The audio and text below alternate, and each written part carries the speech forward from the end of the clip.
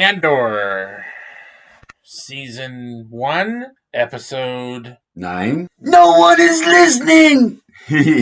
So, Wow.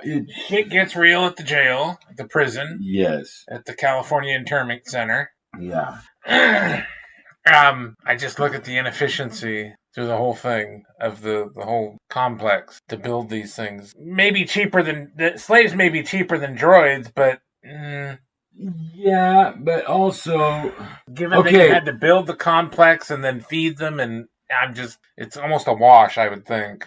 It'd be easier to pay for droids. I'm just saying. Well, I'm wondering, especially after watching this over and over a few times. Yeah. What is it about these particular inmates and the public order resentencing? Where all of a sudden everybody's getting all these extremely harsh, sentences.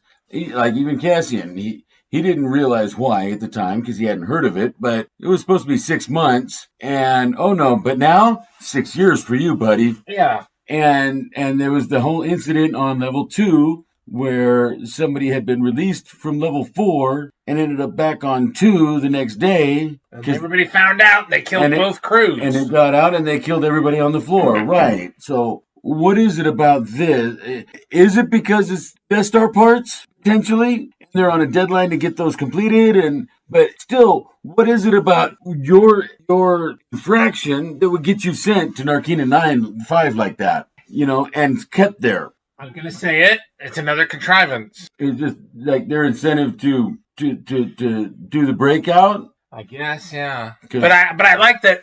Whatcher doesn't do anything. That pretty much is what it is. Yeah. That's their incentive to bust out of the place. Is that the shift commander, director, whatever, doesn't do a damn thing. Doesn't say nothing until the old man dies. And then the doctor tells him what happened on the second level. Yeah.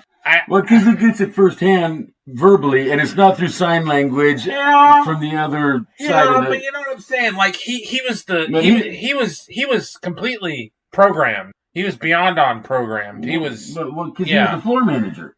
Yeah. He was in that position, and he had his 217 days to go, so he was just trying to serve out his sentence and get the fuck out, and not make any waves. Right, until it appeared that might not be getting out of here after all, no matter what. And he still doesn't get out.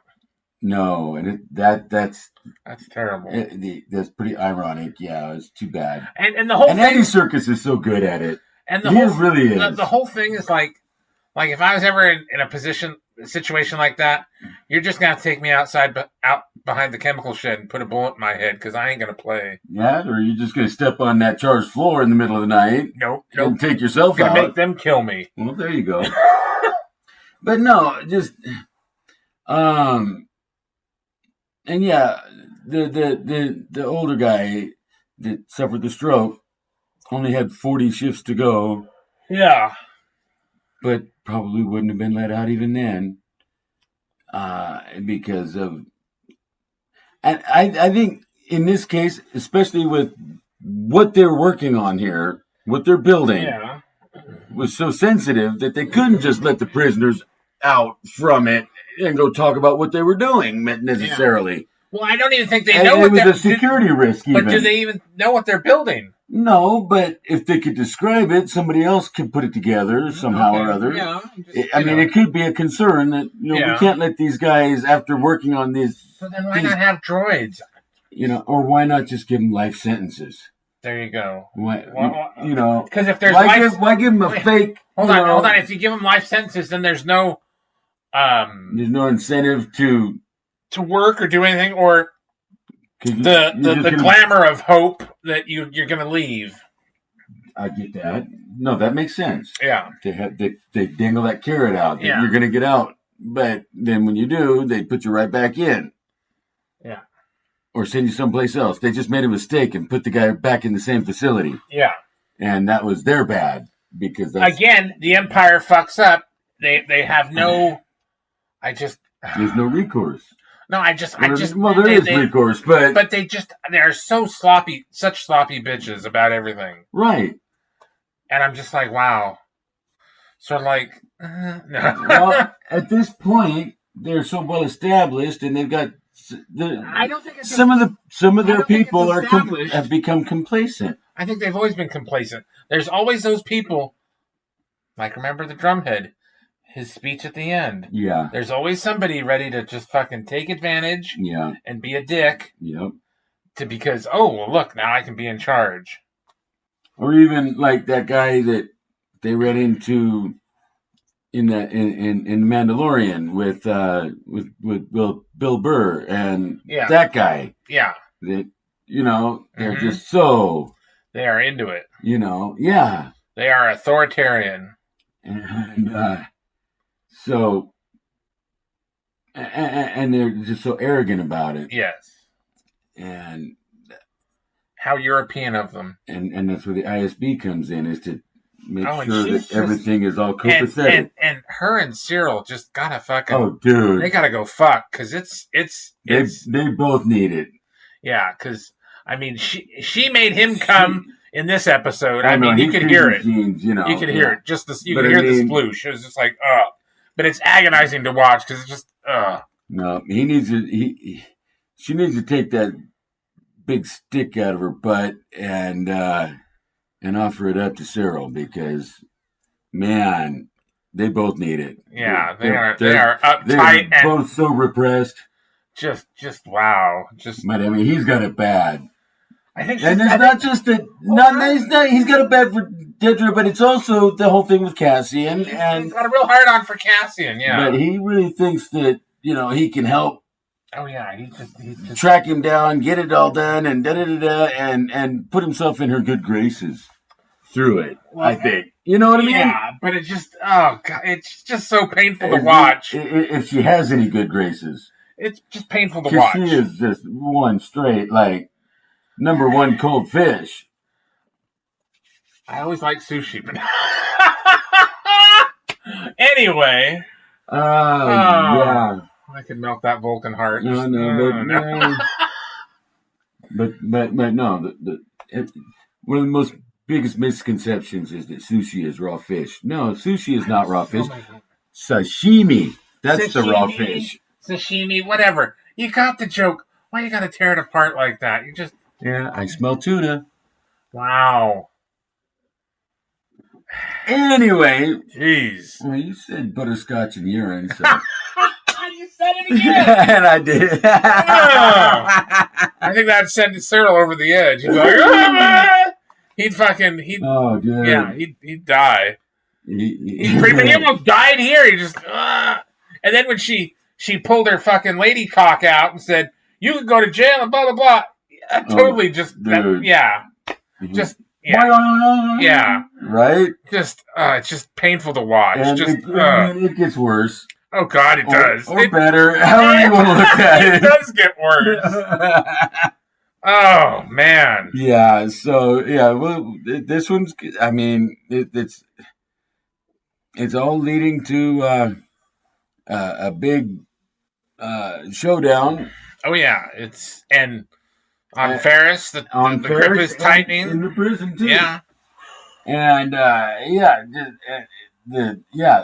they're getting closer and closer to their objectives, all of them, and we'll see which one of them actually achieves their objective. But we all know, because the good guys and the bad guys, we know who's going to win. Yeah, but do they really? Who's the real winners? I mean, Bix, man. I mean, Bix got fucked up. She goes through some shit. She's going through it now, and hold on, torture, man. And hold on, and here we go again.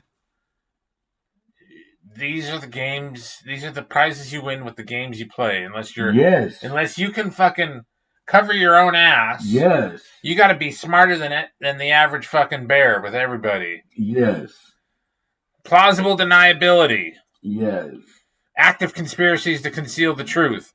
But no, nobody thinks like that. They're like, oh, yeah, fuck. So, yeah. So, no, I could think of 20 different ways to really fix those issues within the story. It's an example of playing with fire and getting burned. Yeah. Vic's got burned big time. He's getting burned. It's fucked up what's going on,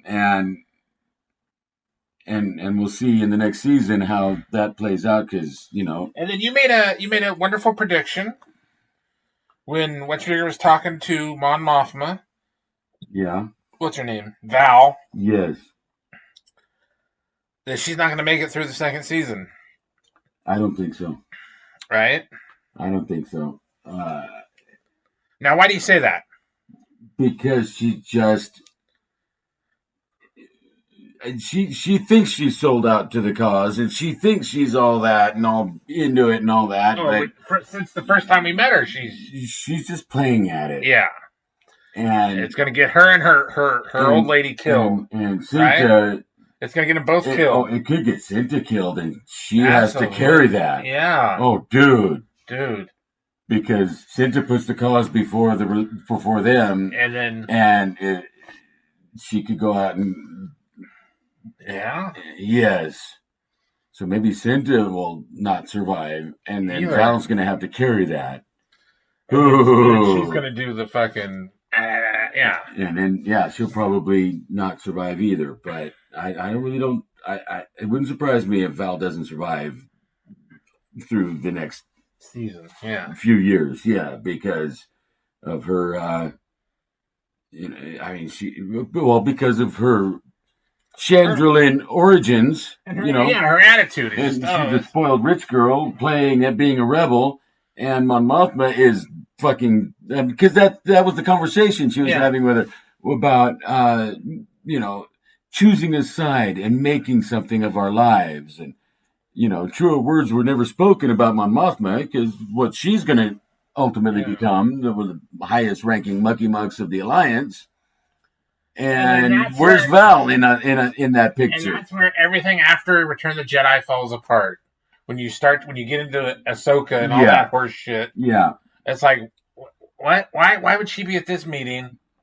But no, Mon Mothma was instrumental in she would be the head of the New Republic, overthrowing the Empire, and in the formation of the New Republic. Yeah, yes, I think she would be the head of the New Republic instead of... She was pretty much. Yeah, like in the EU books. Yeah. Okay, so she was pretty much right there.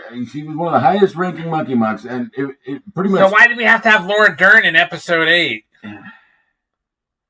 I'm just saying. Because Disney. Right? So, anyway. Yet another reason that the sequel trilogy isn't canon and sucks ass. No, because Mon Mothma was,